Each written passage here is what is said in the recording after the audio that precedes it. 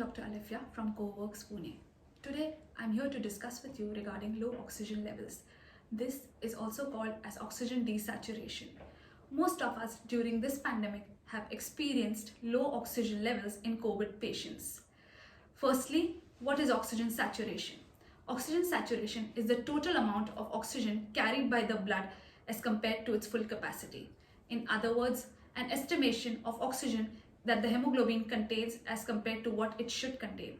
The normal oxygen saturation ranges between 95 to 100%. A pulse oximeter is a device which is quite handy and designed to be durable, to be clipped on to your index finger particularly to measure the oxygen saturation levels. The levels below 90% are considered to be low, and the condition is called as hypoxia. The most common symptoms of hypoxia include shortness of breath, which is also called as dyspnea, increased heart rate, and chest pain being the most common and seen nowadays in the COVID patients. The most common causes of hypoxia include low iron levels, pneumonia, ARDS, which is also called the acute respiratory distress syndrome, which happens when there is low oxygen levels in the lungs due to fluid buildup. COPD, also called as the chronic obstructive pulmonary disease, is a group of disorders which leads to obstruction of airways in the lungs, in turn obstructs the airflow to the lungs and hence depletion of oxygen levels. Last, interstitial lung disease. This is a progressive scarring of the lung tissue which is irreversible. These all are seen as post-COVID complications nowadays. Now, let me explain to you regarding oxygen desaturation. Oxygen levels dropping below 3 to 4% is considered to be oxygen desaturation. The main risk factors for oxygen desaturation include obesity, elderly population, physical inactivity, and smoking. Oxygen desaturation and respiratory rate both are controlled by a number of mechanisms. These mechanisms also get altered by sleeping positions.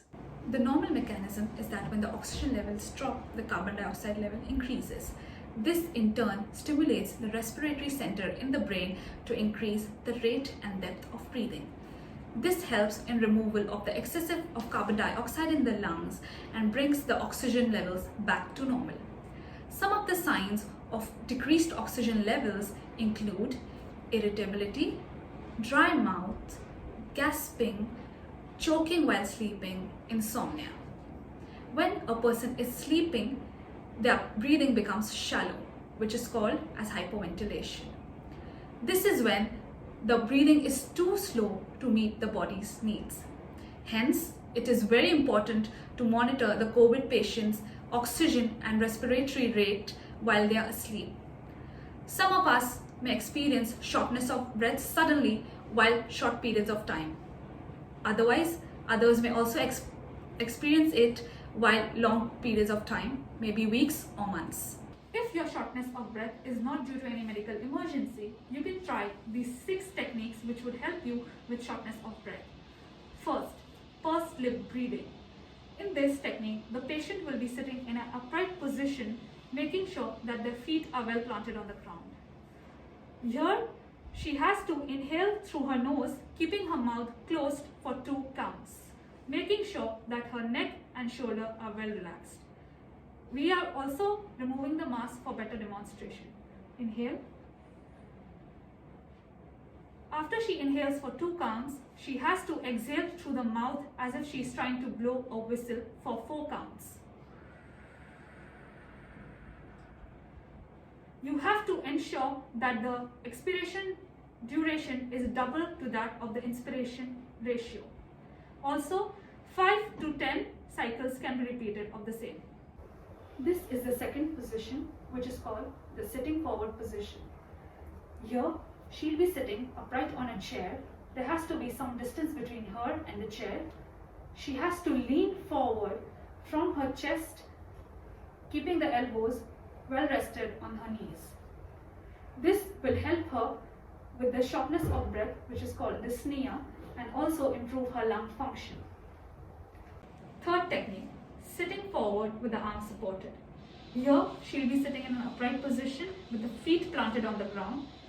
She has to lean forward from her chest and rest her forearms on the pillow. Once she is done with this, now she has to rest her head on the hand. This position helps relieving dyspnea, which is shortness of breath, by expanding the lungs even better and helps you with the symptom of shortness of breath. Fourth, standing with supported arms. Here, she will be standing. There's a pillow kept for better height. She has to lean from her hip forward,